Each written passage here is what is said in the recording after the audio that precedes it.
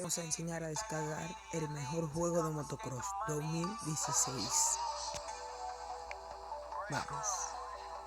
2XL Supercross.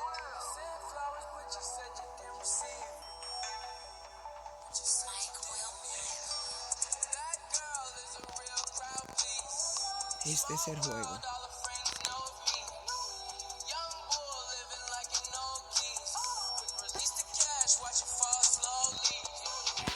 Este es el juego.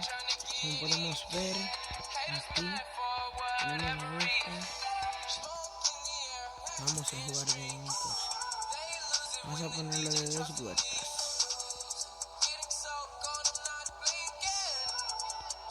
Vamos a ver cómo nos va.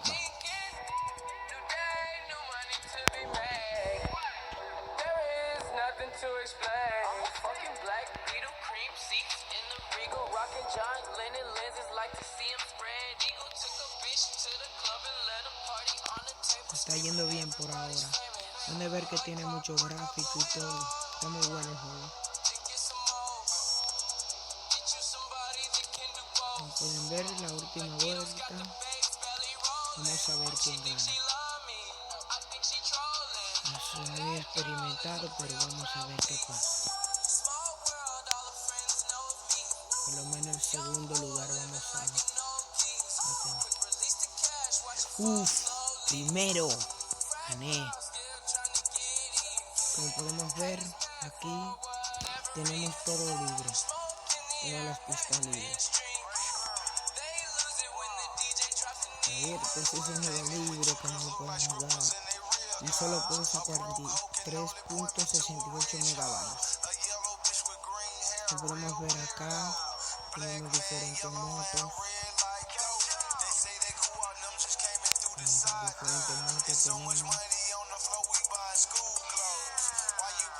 Todo gratis. Todo gratis. Tenemos muchos mods. Hay muchos personajes también, lo que sea. Todo tenemos. Acá tenemos las opciones. Controles, cortar cosas, predefinido, tiene mucho control y todo. Yo mayormente uso este. Es el que más me gusta. Y bueno chicos, hasta aquí el video de hoy. Espero que les haya gustado. Chao, hasta la próxima.